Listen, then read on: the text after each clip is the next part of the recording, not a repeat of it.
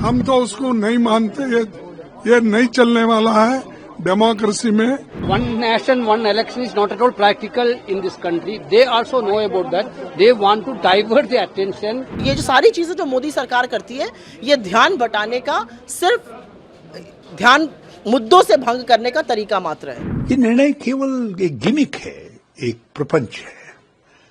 आसन्न हार दिखाई दे रही है उनको। आज के समय से और आज के संविधान की जो व्यवस्थाएं हैं उसके तहत ये प्रैक्टिकल है, संभव ही नहीं है।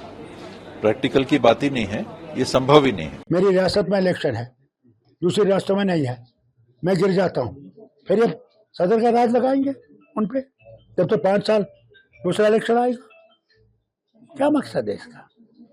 किनको बेवकूफ बना रहे हो? हम तो उसको नहीं मानते, ये नहीं चलने वाला है डेमोक्रेसी में।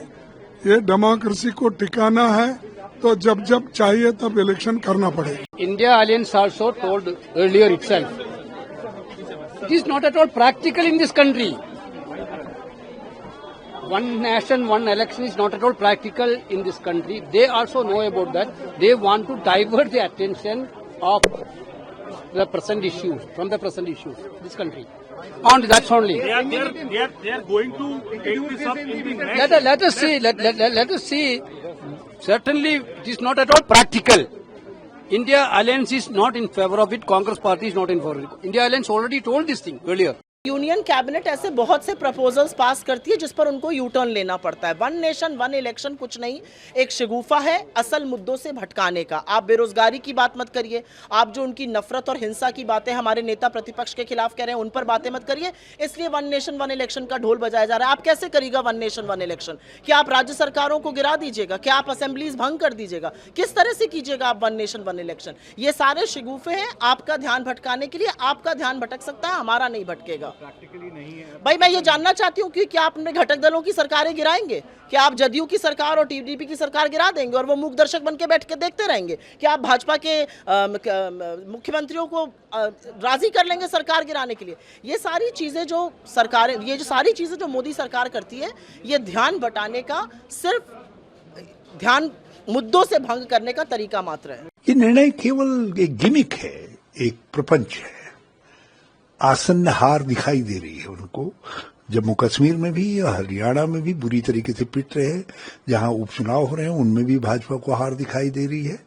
और भाजपा को ये भी लग रहा है, मुझे जानकारी मिली है कि आरएसएस के शीर्ष चर्निंग कैंप में भी ये बात उभर के आई थी कि महाराष्ट्र और झारखंड भी हारने जा रहे हैं। आप तो सक्सेसिव एक के बाद एक राज्य में जो हार दिखाई दे रही है भाजपा को, उससे ध्यान हटाने के लिए और इस तरीके का प्रपंच रचा गया है। और ये दो हिसाब से भी, एक तो आज देश की राजनीतिक पॉलिटिकल स्ट्रक्चर में बहुत बड़ा बदलाव आ गया है।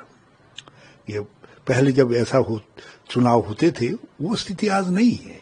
आज कई जगह मिली जुली सरकारें हैं, कई जगह क्षेत्रीय दलों की सरकारें हैं, अलग अलग भिन्न भिन्न मतों की सरकारें हैं। और उन सरकारों के अपने तरीके के एजेंडास हैं। उसी में हमारे देश एक विविधतापूर्ण देश भी है। उस देश में आप बदले हुए हिंदुस्तान के ऊपर इस तरीके के आइडिया को नहीं थोप सकते हो। दूसरा कारण जो है, इसके लिए संविधान संशोधन की आवश्यकता पड़ेगी। कई संविधान संशोधन करने पड़ेंगे और इनके पास न लोकसभा में अपने दम पर ये पास करवा सकते, न राज्यसभा में करवा सकते हैं। तो इनको दो में से स्थिति, इनको लग रहा था कि एक के बाद एक राज्यों में यदि हम चुनाव हार जाएंगे तो हमारी जो कोलिशन गवर्नमेंट है वो भरभरा करके गिर जाएगी। इसलिए ये इस तरीके का प्रपंच रचा गया है और ये बिल्कुल स्वीकार्य नहीं है। ये देश के संघीय ढांचे के हित में नहीं है। आज के समय से और आज के संविधान की जो व्यवस्थाएं हैं उसके तहत ये प्रैक्टिकल है, संभव ही नहीं है। प्रैक्टिकल की बात ही नहीं है, ये संभव ही नहीं है।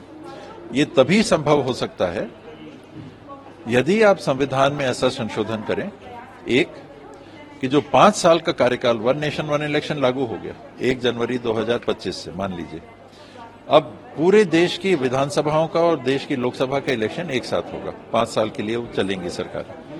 2 साल बाद सरकार गिर जाती है, कहीं की किसी राज्य की या केंद्र की सरकार 2 साल बाद गिर गई। आज संविधान का प्रावधान है कि सरकारें 5 साल के लिए चुनी जाएंगी। 2025 को चालू किया, 2 साल बाद 2027 में केंद्र सरकार गिर गई या किसी राज्य की सरकार गिर गई और वो 5 साल के लिए चुनी जाएगी। तो उसका अगला इलेक्शन कब आएगा? 2032। बाकी जगह कब होंगे इलेक्शन? 2030। तो वन नेशन वन इलेक्शन का क्या होगा? संभव ही नहीं है। जब तक आप ऐसा प्रावधान संविधान में नहीं लाते कि गवर्नमेंट्स अगर गिरती हैं तो वो अब अगर चुन के आएंगी तो शेष 5 साल के समय के लिए ही चुन के आएंगी, या आप चुनाव ही नहीं कराओगे। अभी एक साथी ने पूछा कि गवर्नर रूल लगा देंगे क्या, प्रेसिडेंट रूल लगा देंगे क्या?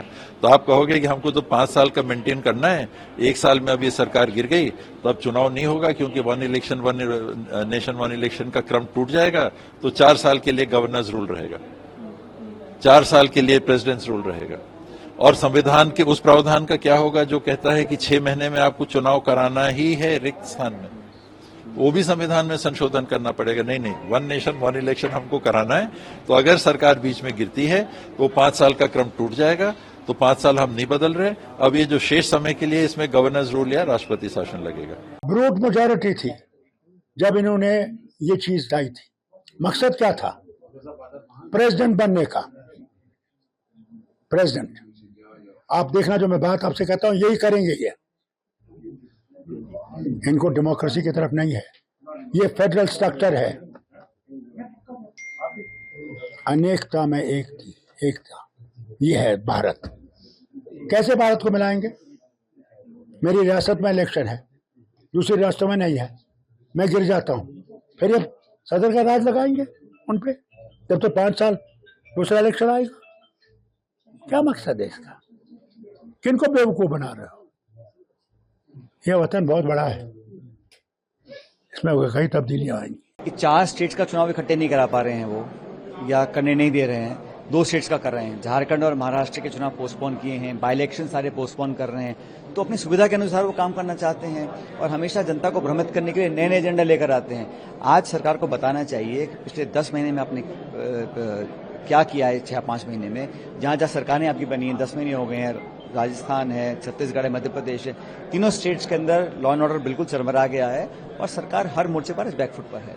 केंद्र का चुनाव, राज्य का चुनाव एक बार हो तो उसके लिए पुख्ता व्यवस्था होनी चाहिए।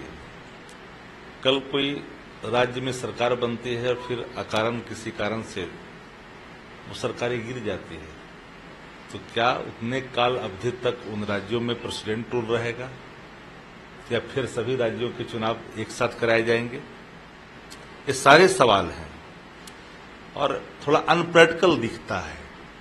बाबत भी केंद्र सरकार ने निर्णय कैबिनेट से लिया है। राज्यों के चुनाव होना है, महाराष्ट्र हो, हरियाणा है, फिर झारखंड के भी चुनाव हैं।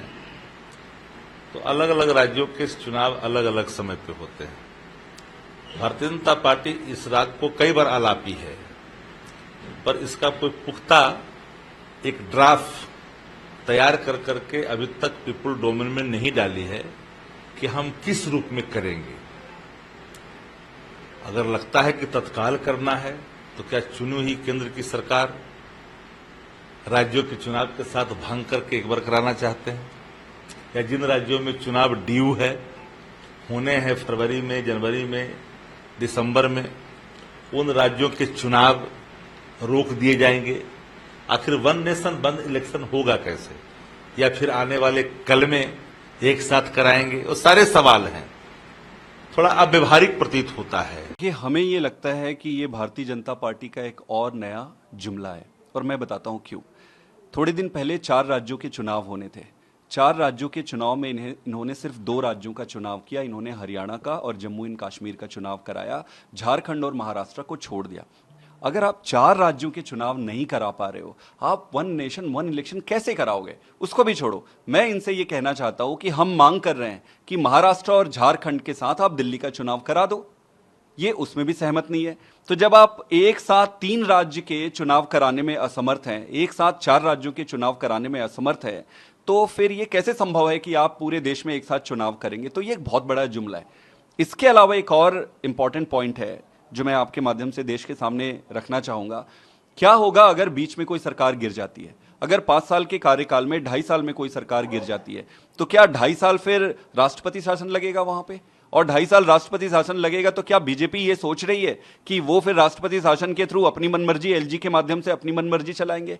एलजी के माध्यम से कई सारे डेमोक्रेटिकली इलेक्टेड गवर्नमेंट्स को और राज्यों को डिस्टेबलाइज करने का काम बीजेपी ऑलरेडी कर रही है। तो क्या ये इनका एक सिनिस्टर प्लान है कि ऐसे करके राज्यों को डिस्टेबलाइज किया जाए? भारतीय जनता पार्टी देश की तमाम ऐसी बहुत ही ज्वलंत और जनोपयोगी समस्याएं हैं, जैसे महंगाई है और बेरोजगारी है। करोड़ों करोड़ों नौजवान पढ़े लिखे बेकार हैं। न जाने कितने नौजवानों ने अपना आत्महत्या कर लिया, अपनी डिग्रियां जला ली।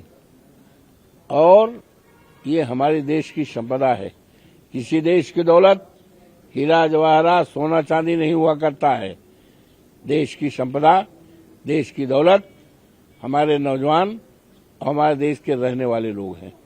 तो उनके रोजगार के बारे में, उनके सरकारी नौकरी के बारे में सरकार का ध्यान नहीं है। करोड़ों करोड़ों नौजवान और महंगाई चरम सीमा पे है, इस पर सरकार का ध्यान नहीं है। हमारा देश खेती प्रधान देश है, खेती प्रधान देश है। 72% लोग खेती करते हैं। जब तक हमारे देश का किसान खुशहाल नहीं होगा, तब तक देश खुशहाल नहीं हो सकता। हमारे नेता श्रद्धेय चौधरी चरण सिंह कहा करते थे।